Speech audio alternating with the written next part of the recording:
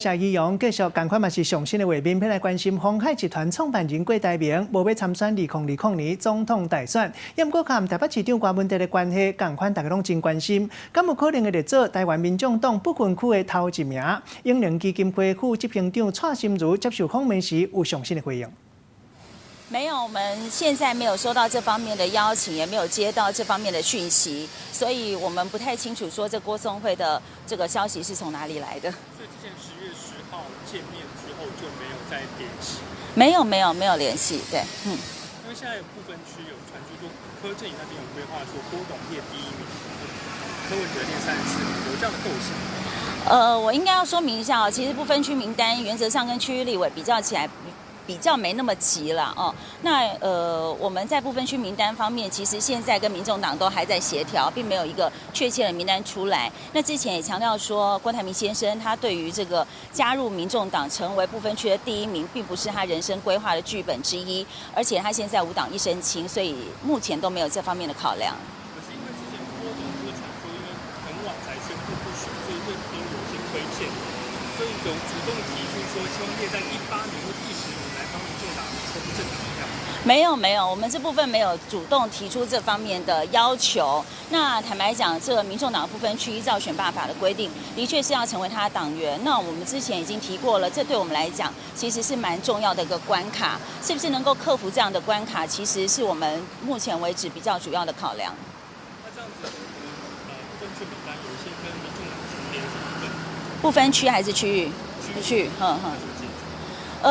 这个我们当然之前也强调说，两党要合作，就是沟通协调，再沟通再协调。那原则上现在都还是处于这样子的一个合作的模式。那当然合作总会有需要磨合的地方。那原则上就像柯市长讲的，只要有95%以上合作是 OK 的。那基本上这2个这个部分，2个人的合作都算是往一个非常正常的方向在走。 那不应该是要求说100%每个区域我们都是要礼让，或者是他要礼让我们，不会有这样子的要求，这也太为难人家了。不排除有同时推人的打算。对，不排除。那原则上最后一定会有一个机制来协调出来。那当然是以11月22号的登记为主啦，看到时候最后是由谁出来登记。那这协调机制我们会再商量、再考虑，然后再沟通、再协调。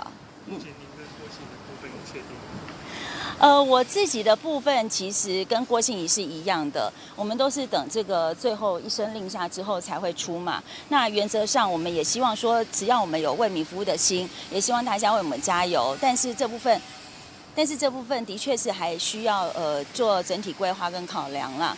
那时间点我们最后会压在也是登记日截止的时候。当然，我们自己也本身希望说能够尽早能够决定，但整体战略的考量其实会比较复杂一点，所以也请大家给我们一些时间。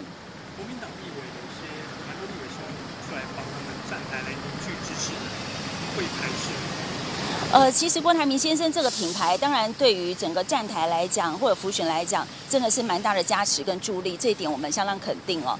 但原则上这一部分，只要认同郭先生理念的人，我们之前也说过，不分蓝绿，我们都不排斥的。所以目前为止我们没有收到这方面的邀约，但是如果有的话，我们提名审议小组会进行评估，在当地如果说这个倾向跟郭台铭先生能够连结，甚至于说能够支持郭台铭先生他的理念，我们都不排斥去帮他们站台。 你的意思是说，民众党那个选区有推人，然后国民党有推人，这部分真的就还要再做评估啦。那原则上，必须要跟郭台铭先生有一些直接连结。那当然，我们希望的是说，未来这些立委能够在立法院能够推动我们的政策，那这部分会是我们最主要的考量。那这个因为今天早上确定是张忠谋先生，然后外界解读有一些政治意味，好像会来像是刚才有助选都推到。那因为张夫人这边跟郭董。 会觉得有一种较劲的意味。因为本身就是有一些亲戚上的关系，然后大家感情也都非常的好哦，所以不会有较劲的味道。但原则上，大家有一个共同的理念，是为中华民国好的事情都愿意去做的。